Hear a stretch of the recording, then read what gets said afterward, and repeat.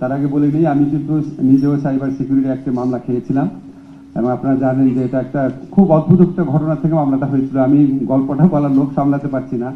আমার নামে অনেকগুলো ফেক অ্যাকাউন্ট ছিল, যেহেতু টকশোতে যেতাম। একটা ফেক অ্যাকাউন্ট থেকে তৎকালীন মন্ত্রী ছিল শাহজাহান খান, উনি একটা জায়গায় লস্কর নিয়োগ দিয়েছিলেন। তো 90% নিজের জেলার থেকে দিয়েছিলেন মার্শাল্লাহ। তো একজন আপনার ফেসবুক স্ট্যাটাস দিয়েছিল ফেক অ্যাকাউন্টে, আমার নামের ফেক অ্যাকাউন্টে, যে তবু তো ভালো উনি 90% নিজ জেলা থেকে দিয়েছেন, 100% তো আর দেন নাই। এটাতে নাকি ওনার মানহানি হয়েছে। উনি টেলিভিশনে প্রকাশ্যে খালেদ মহিউদ্দিনের প্রোগ্রাম প্রকাশ্যে হুমকি দিলেন, আসিফ নজরুলের অ্যাকাউন্ট থেকে এটা হয়েছে, আমি দেখে নিব, প্রকাশ্যে বললেন। খালেদ তাকে বারবার বললো, আরো তো অনেকে লিখছে আপনাকে নিয়ে, মন্ত্রীরা পার্লামেন্টে হাসাহাসি করতেছে, ওই অ্যাকিউজ করছে, সেগুলি কি না, উনি করবেনই মামলা। ওনার ভাগ্নেকে দিয়ে মামলা করানো হলো ফেক অ্যাকাউন্ট, যেটা আমার অ্যাকাউন্টই না। ওনাকে মন্ত্রণালয়ে কোনো সাংবাদিক, জিল্লুর রহমান ছিল, রোজিনা ছিল, ফোন করে জানালো এটা কিন্তু ওনার অ্যাকাউন্ট না, এটা কনফার্ম এটা ফেক অ্যাকাউন্ট। যাই হোক, এই মামলাও খেয়েছিলাম।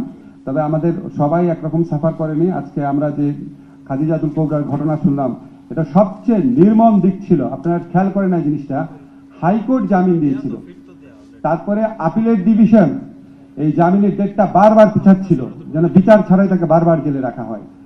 মানে একটা দেশের আপিল বিভাগ, এবং আমি পার্সোনাল কিছু অভিজ্ঞতা আছে। আমি ওখানে ব্যক্তিগতভাবে তখনকার অ্যাটর্নি জেনারেল ছিলেন, ওনাকে বলেছিলাম যে এটা কি করতেছে আপিলের ডিভিশন। উনি যেহেতু নাই, আমি ওনার অবর্তমানে উনি কি উত্তর দিয়েছে ওটা বলতে চাই না। যাই হোক, এই সমস্ত মর্মান্তিক অভিজ্ঞতা ছিল। আমাদের সবার মতামত আমি শুনেছি। আমার মনে হয় অবশ্যই আমাদের ডিজিটাল সিকিউরিটি অ্যাক্ট বাতিল করা উচিত, সেদিকে আমরা যাব। ঠিক এই মুহূর্তে পুরাটা বাতিল করব নাকি স্পিচ অফেন্স সব বাতিল করে দিব, সেটার ব্যাপারে আমি একটু, সাইমুম আছে, তারপর আমাদের মাহফুজুল হক সুপন আছে, তারা বিষয় বিশেষজ্ঞ, তারপর একদম আরো যদি কোনো বিষয় বিশেষজ্ঞ দেখে থেকে আমরা কথা বলে নিব। বাট আলটিমেটলি এটা বাতিল হবে। পরবর্তীকালে যখন নতুন আইন হবে, এটার বেসিক অ্যাপ্রোচ থাকবে সাইবার সুরক্ষা দেওয়া এবং নাগরিককে সুরক্ষা দেওয়া বিশেষ করে। এবং সেখানে অবশ্যই আমরা নারী এবং শিশুদের, ওনাদের স্পর্শকাতরতা বিবেচনা করে সমাজে, আমাদের মতো সমাজে ওনাদের জন্য স্পেশাল সিকিউরিটি রাখার ব্যবস্থা করব।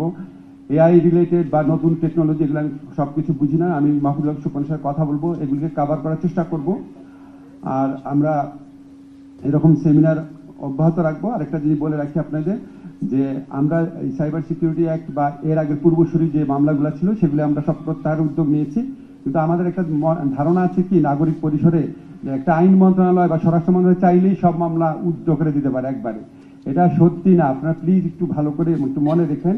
একটা মামলার বিভিন্ন স্তর থাকে, হ্যাঁ, পুলিশ ইনভেস্টিগেশনের স্তর থাকে, তারপর চার্জশিটের পরের স্তর থাকে, আবার কনভিকশন হয়ে গেলে অন্যরকম অবস্থা হয়।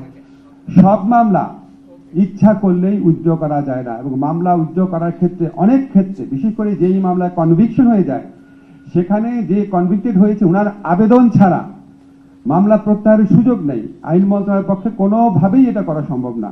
তো আমরা অনেক সময় দেখি বলে যে এই এত মানে একটা ফ্যাসিস্ট আমলের মামলা, এই মামলাটা কেন উইথড্র করা হচ্ছে না। তো মামলা যদি দোষী সাব্যস্ত হয়ে যায়, দোষী যত ভুয়া মামলাই হোক, ওই ফ্যাসিস্ট গভর্নমেন্টের ফরমাইশি আদালতে যদি দোষী সাব্যস্ত হয়ে যায়, আপনি আমি যতই ভুয়া মনে করি না কেন, ওই মামলাকে চাইলেই আমরা এটা উইথড্র করে দিতে পারবো না। বাদী ওই মামলায় যারা দোষী সাব্যস্ত হয়েছেন তাদের আবেদন করতে হবে, তাদের একটা ইচ্ছার প্রকাশ থাকতে হবে এবং একটা প্রসেসের মধ্যে দিয়ে যেতে হয়। যাই হোক, আমরা ডিজিটাল সিকিউরিটি অ্যাক্টের ক্ষেত্রে এই প্রসেসগুলো ফলো করার চেষ্টা করব। আমাদের গুড ইন্টেনশন আছে, আমাদের মধ্যে সবার মধ্যে ঐক্য আছে, আমরা জানি কি করতে হবে, কিভাবে করতে হবে, সেটা নিয়ে আমাদের আরেকটু আলোচনার প্রয়োজন আছে। বাট আপনাদেরকে কথা দিতে পারি, আমরা পর্যায়ক্রমে সকল ধরনের কালা কানুন থেকে বাংলাদেশকে মুক্ত করব। আজকে ছাত্র জনতার বিপ্লবের মাধ্যমে যেই বাংলাদেশ গঠিত হয়েছে, বৈষম্যহীন শোষণহীন বাংলাদেশের স্বপ্ন নিয়ে, রাষ্ট্র সংস্কারের স্বপ্ন নিয়ে, আমাদের আইন সংস্কারের মধ্যে তার প্রতিফলন ইনশাআল্লাহ আপনারা পাবেন। আপনাদের অনেকের মনে হবে আমরা বোধহয় সিদ্ধান্ত নিয়ে ফেলেছি আমরা এই আইনটা রাখবো। আমরা সেই আইনও করতে চাই, হ্যাকিং ট্যাকিং বন্ধ করার জন্য। বা আমাদের সমাজে যেমন কিছু ছেলে পেলে আছে না, যে মেয়েদের ছবি দিয়ে দেওয়া, তার বন্ধুর ছবি দিয়ে ব্ল্যাকমেইল করার চেষ্টা করে, এগুলি বন্ধ করার জন্য যদি প্রয়োজন হয় আমরা নতুন আইন করবো। ইটস নট দ্যাট আমরা সংশোধনী সাজেস্ট করছি দেখে আমরা বাতিলের সিদ্ধান্ত থেকে সরে আসছি না, আমরা আপনাদের ওপিনিয়ন নিব।